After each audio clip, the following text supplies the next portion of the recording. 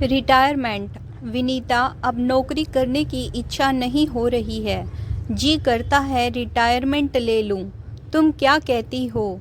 मुझे आज भी याद है जब कुछ वर्ष पहले तुम कहती थी अब रिटायरमेंट ले लीजिए और मेरे साथ वक्त बिताइए। पर क्या करता, उस वक्त मुझ पर बहुत सारी जिम्मेदारियां थी। माँ बाबूजी की देखभाल, अर्जुन के पढ़ाई का बोझ और शिवानी के विवाह की चिंता। पर अब तो सारे काम निमट गए हैं। सतवीर जी अपनी पत्नी विनीता से कहते हैं। विनीता जी मुस्कुरा कर बोली, किसने मना किया है? मैं तो कब से कह रही हूँ आप रिटायरमेंट ले लीजिए। जीवन की सांझ होने चली है। कम से कम अब तो अपना वक्त मेरे लिए रखिए। अब तो माँ बाबूजी भी चले गए, शिवानी को अच्छा घर परिवार मिल गया है। इससे अच्छी बात एक माँ बाप के लिए क्या हो सकती है? फिर अर्जुन भी तो अपनी नौकरी कर रहा है, तो अब आप रिटायरमेंट ले लीजिए। तभी विनीता जी की बहू मंजू आई और बोली, मम्मी जी ये कैसी बातें कर रही हैं आप? क्या पापा जी को पैसे अच्छे नहीं लगते जो रिटायरमेंट लेंगे? और अभी सारी जिम्मेदारियां कहाँ ख़त्म हुई हैं? अपनी बेटी की शादी तो आपने कर ली, परंतु आपकी पोती नेहा भी तो है, उसके लिए भी तो पैसे जोड़ने हैं। और ऐसे भी घर में बैठे बैठे करेंगे क्या? सतबीर जी बोले, बहू क्या अब अपने रिटायरमेंट पर भी मेरा अधिकार नहीं? मेरे बच्चों की जिम्मेदारी मुझ पर थी जो मैंने अपनी तरफ से पूरी की है। पोती के लिए दादा को जितना करना चाहिए उतना तो मेरे घर में ही रखा है।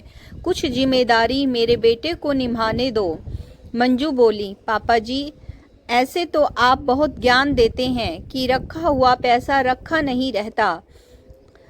विनीता जी बोली, बहू जमीन और घर पैसा नहीं होता, उसके दाम तो बढ़ते ही जाते हैं। मंजू बोली, मम्मी जी जमीन और घर रोटी बनाकर तो नहीं खिलाएंगे, उसके लिए तो पैसे लगेंगे ही। इतना कहकर वो चली गई। सतबीर जी बोले, देखा विनीता, अभी मैंने रिटायरमेंट लिया नहीं कि मेरी रोटी का भी हिसाब लगने लगा। विनीता जी बोली, आप बहू की बातों पर ध्यान मत दीजिए, इसका व्यवहार तो अपने मायके वालों के साथ भी ऐसा ही है।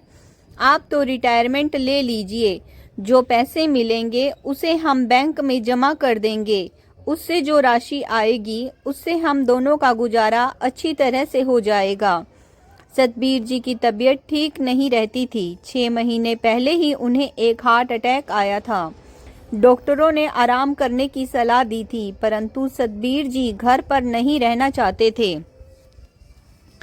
अब उनका शरीर उनसे आराम चाहता था। 2 महीने बाद उन्होंने रिटायरमेंट का फॉर्म भर दिया और जब घर आकर उन्होंने विनीता जी को बताया तो दोनों बहुत खुश थे। शाम में अर्जुन को इस बात का पता चला तो अपने पिता से बोला, पापा मैं यहाँ एक एक पैसे जोड़ रहा हूँ और आप हैं कि 5 साल पहले ही नौकरी छोड़कर घर में बैठना चाहते हैं। आखिर आपको हुआ क्या है?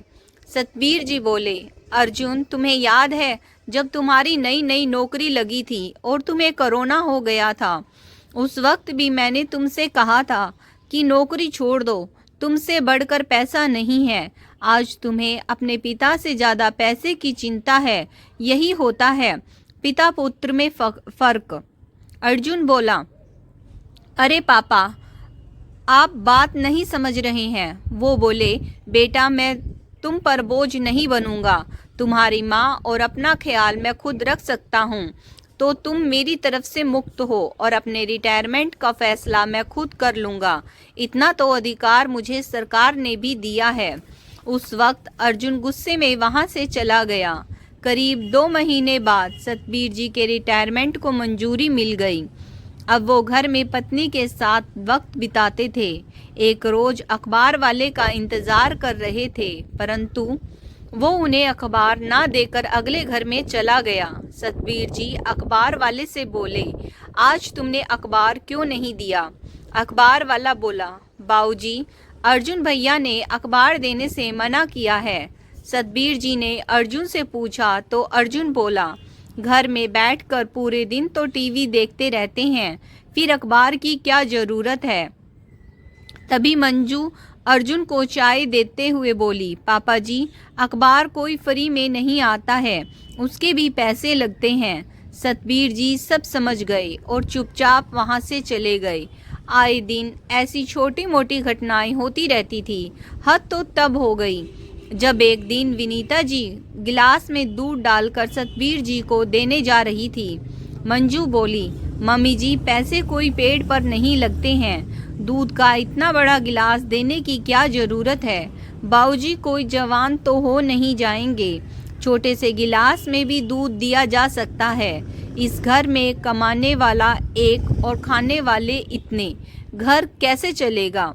विनीता जी की आंखों में आंसू लेकर कमरे में आ गई और सारी बात सतबीर जी को बतलाई। सतबीर जी ने बर्दाश्त कर लिया और पत्नी को ही समझा दिया। विनीता जी को साइटिका नामक बीमारी की परेशानी थी, जिसके लिए उन्होंने मालिश वाली लगा रखी थी।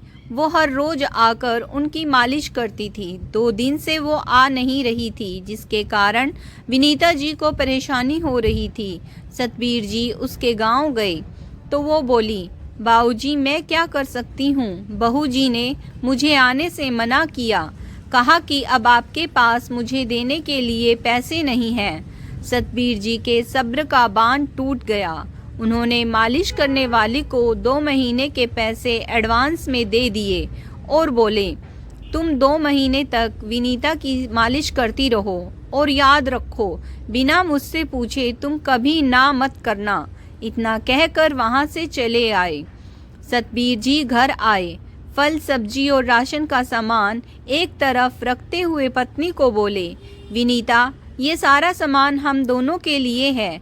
वो बोली, सुनो जी, ये सब क्यों कर रहे हो, लोग क्या कहेंगे। सतबीर जी बोले, जब घर के लोग नहीं समझ रहे तो दुनिया की चिंता में मैं क्यों करूं। तभी वहां मंजू आई और बोली, क्या बात है पापा जी, इतना शोर क्यों कर रहे हैं। इसीलिए कहती थी नौकरी मत छोड़िए, घर बैठा आदमी बौखला जाता है। उस दिन घर में बहुत हंगामा हुआ। अर्जुन के आने के बाद सतबीर जी ने हर बात के लिए उससे सफाई मांगी। अपनी गलती मानने की जगह उल्टा उसने माता पिता के साथ दुर्व्यवहार किया। सतबीर जी बोले, तुम भूल रहे हो, मैंने काम से रिटायर ली है, जिंदगी से नहीं। सोचने समझने की शक्ति अभी भी मुझ में उतनी ही है। तुम बेटे हो, इसीलिए तुम्हें घर से नहीं निकाल सकता। ऐसा करो, ऊपर के 2 कमरे खाली हैं, तुम उनमें रह लो, नीचे के हिस्से में हम दोनों रहेंगे। मंजू बोली, पापा जी नीचे 4 कमरे हैं और आप 2 लोग, क्या चारों कमरों में रहेंगे। उस दिन तो विनीता जी को भी बहुत हिम्मत आई और वो बोली, बहू 4 कमरे में नहीं, 1 कमरे में रहेंगे और दूसरा कमरा शिवानी के लिए रखेंगे, क्योंकि उसे हमारे पैसों से नहीं, हमसे मतलब है। तभी तो वो मिलने आती है और बाकी के कमरों पर किराया चढ़ा देंगे।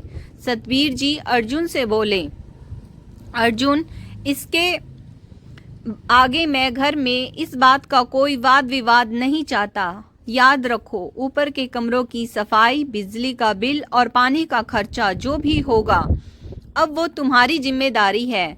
जो बच्चे अपने माँ बाप के खाने पीने और उनके खर्चों का हिसाब रखने लगे, उन्हें जीवन का हिसाब किताब सिखाना बहुत ज़रूरी हो जाता है। अब इसके लिए दुनिया चाहे मुझे कितना ही कठोर कहे, मुझे कोई फर्क नहीं पड़ता। इतना कहकर सतबीर जी विनीता जी को लेकर अंदर चले गए। शिवानी को इस बात का पता चला तो उसे बहुत दुख हुआ। उसने पिता को बहुत समझाने की कोशिश की, पर वो नहीं माने। जब माँ ने सारी बात बताई तो बेटी ने हर फैसला माता पिता पर छोड़ दिया।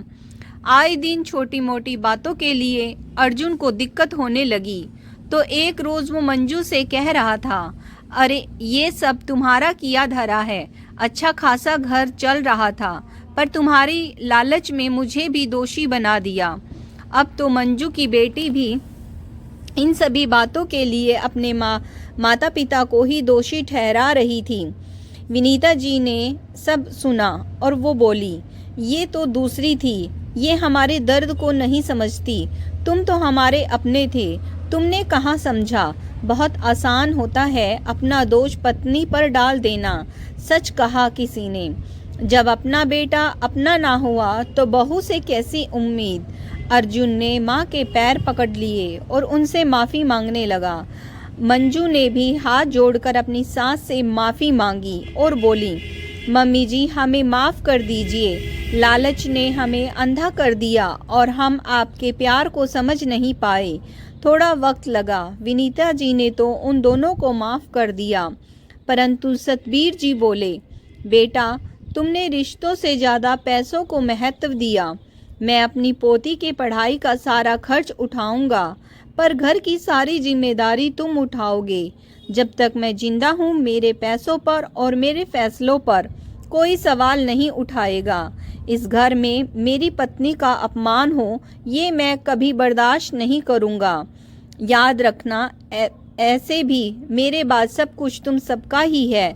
इतना कहकर वो चले गए। पोती दादी के गले लग गई और बोली, दादी दादाजी का फैसला बिल्कुल सही है। उन्हें अपने लिए जो करना है वो करेंगे। आखिर उन्होंने काम से रिटायरमेंट ली है, सोच और जिंदगी से नहीं ली है। बेटी की बात सुनकर अर्जुन और मंजू को भी अपने किए पर पछतावा हुआ, क्योंकि यहाँ बहू के साथ बेटे का भी दोष था। फिर अंत भला तो सब भला। दोस्तों आज की कहानी कैसी लगी कमेंट्स करके ज़रूर बताइएगा। अगर आपको कहानी पसंद आई है please like share and subscribe my channel stories bye Sunita Saini. Video को यहाँ तक देखने के लिए आप सब लोगों का बहुत बहुत बहुत धन्यवाद।